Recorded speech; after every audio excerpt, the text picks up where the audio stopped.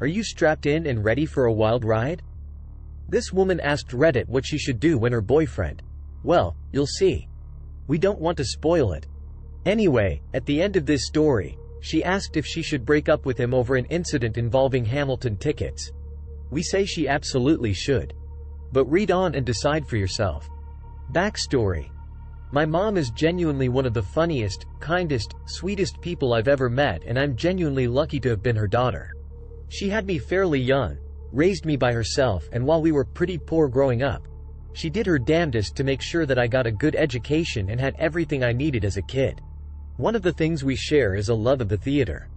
She would save up and take me to all the musicals that stopped on tour in our town, and while we were always in the cheap seats, it was always something we both greatly looked forward to. These memories of going to the theater with my mom are very precious to me and is one of the main factors in why I work in the entertainment industry today. Corporate side, I have a horrendous singing voice lol. Fast forward to today. Like most theater nerds, my mom and I are basically obsessed with Hamilton. And for those of you who aren't really familiar with it, this show is basically impossible to get tickets for at this point, unless you want to see it in January of next year. I'm lucky enough to be in a financial position with my job that I could afford tickets for a show in July for me and my mom. These are amazing seats, 5th row center, and through some type of divine intervention I managed to snag tickets for the night that Lin-Manuel Miranda's, creator, lead in Hamilton, final performance. I surprised my mom with these tickets back in December. I bought them in October, I think, for Christmas. I'm making a whole week of it. I put us up in a really nice hotel. I made reservations at a bunch of restaurants that we both want to try. And we're going to do a bunch of touristy *T in general. Plus try to see if we can fit in at least one other show before we leave. We are both incredibly excited for this. My mom even has a little Hamilton countdown that she's doing on a mini chalkboard she uses as a planner. She sends me pics every day when she changes it. It's cute. In January, I began dating this guy that I'll refer to as Josh. We were casual, not exclusive for a while, but became serious within the last 2 months. He also works in the corporate side of entertainment, but at a different agency than I do. He also has a higher position than me, and makes a lot more money than I do. This becomes important. We met at an industry event and we hit it off instantly. I thought I could get really serious about this guy, and up to this point there have been no red flags that I've seen. Although TBH right now I'm sifting through all of my memories to see if there's something I missed. He also comes from a much wealthier family than I do. Josh has a younger sister that I'll call Jennifer, 17. That's kind of going through a big troubled teen phase. She cuts class, smokes, and is really disrespectful to her parents. I've only met her once, but as far as I know, she's not doing anything too bad. She's just kind of a sad kid and could really benefit from some therapy. I floated this by Josh, but he said his parents are kind of disdainful of therapy in general. Josh says they can't reach out to her no matter what they do, and they've tried everything, except trying to get her to a counselor, but whatever. Actual problem time. Sunday night I was at my place with Josh. We were drinking wine and cuddling while watching the Tonys Theater Awards show. My mom was texting me during the Hamilton performance and geeking out about how excited she was. I laughed and showed my mom's texts to Josh because I thought it was so adorable, and he didn't say anything off, but he was acting kind of strange after. He asked me what date the show we were going to was. I told him, and then he went into the other room to take a phone call. I thought nothing of it because we both have to take random phone calls like that for our jobs all the time, and he's going through kind of a tough time at his. He was in an unusually good mood afterwards and said he had to go home early because he had to sign some forms at the office early tomorrow, before we met up to get brunch with his parents later that day. Again, nothing too unusual and pretty common with the both of us. He picks me up at work for the brunch with his parents, and again he's in an unusually good mood. I ask what's up, and he says vaguely that things are going well at the office and this deal he's trying to make is finally going through. I don't really press for info BC. We both try to avoid work topics. Partially due to work *T being fairly banal, and partially BC, we both have to sign some pretty gnarly NDAs a lot of the time. And this is only my second time meeting his parents, so I'm still a bit nervous about brunch. We get to the brunch place, and the first thing his mom does when she sees me is give me a huge, warm hug and profoundly thanks me for my kindness. Her dad also gives me a huge handshake and thanks me for helping out with Jen. I'm kind of WTFING because I have no clue what they're talking about. I ask what she means and she says for giving her the Hamilton tickets. I turn around to Josh and he just has this big grin on his face. That time my boyfriend was away talking on the phone for business. He was actually on the phone with Jen promising that I would give her my Hamilton tickets. I was so thrown off by this that I, kind of not very tactfully, I admit, say how I had no clue about this. Josh looks pissed, and his parents are equally thrown off. But instead of getting mad at Josh, his mom just says, "Well, you can still give them to her though, right?" And they all look at me like I'm supposed to just agree with this. And I try to explain that the trip is actually for me and my mom, and how important this is to my mom. All three of them start going on about how Jen is super excited about this, and that this is the first time that she's not been mad, expressed happiness to them in a while. And that's how the next half hour goes basically, until the parents leave, mad, and the dad calls me a selfish cow.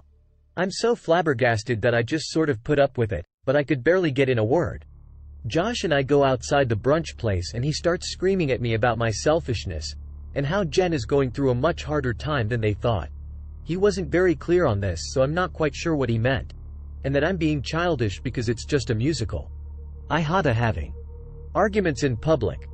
Also, this is one of my favorite brunch spots and I wanted to be able to come back without being embarrassed, so I wasn't really engaging. He eventually called me ACT, WTF, and then left in his car, which is awkward as hell because it was valet parking, so he was just kind of stewing by the valet stand while I was waiting for my Uber. Later that night I texted him saying while I wasn't giving up my tickets there are still some available on that date. However, they cost about $2,500 due to ticket scalpers jacking up the price. Believe me, this is not a problem for either the parents or my boyfriend. He literally bought a $3,000 watch for funsies last week. The only response I got was that that was an exorbitant fee. I agree, but not the point.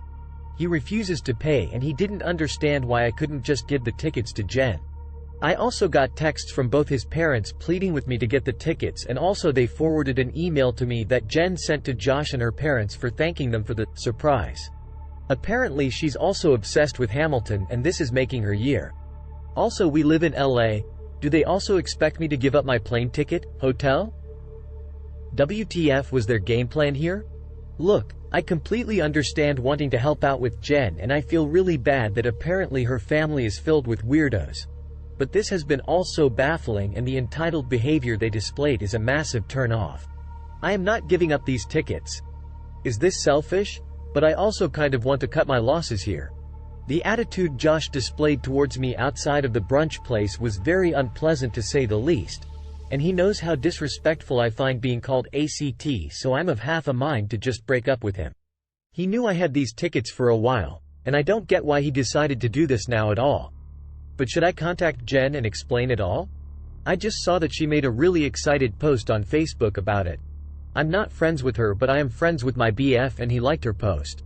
I would straight up buy the ticket for her, but frankly I can't afford those prices. BC, I'm saving up for the NYC trip for my mom. How do I move forward? TLDR, my boyfriend gave my Hamilton tickets to his troubled sister without my knowledge, and now he and his parents are massively pissed at me. BC, I won't give them to her. Should I just cut my losses?